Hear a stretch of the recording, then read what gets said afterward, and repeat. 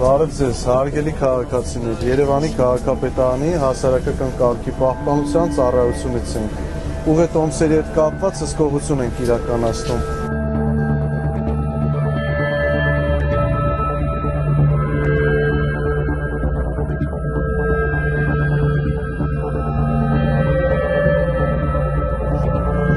Գործակարգավարական խորհրդակցությունը Երևանի քաղաքապետը նշեց, որ քաղաքացիներից ունենք բազմաթիվ բողոքներ այն քաղաքացիների հանդեպ, ովքեր որ ամեն գնով փորձում են խուսափել տրանսպորտի գումարը վճարելուց։ Ուզում եմ հիշեցնել եւս մեկ անգամ քաղաքացիներին, որ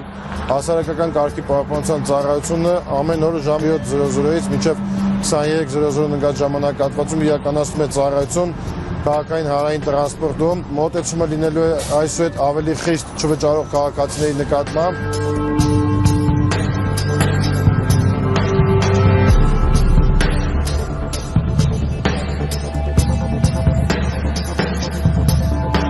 Մինչև 2025 թվականի ավարտը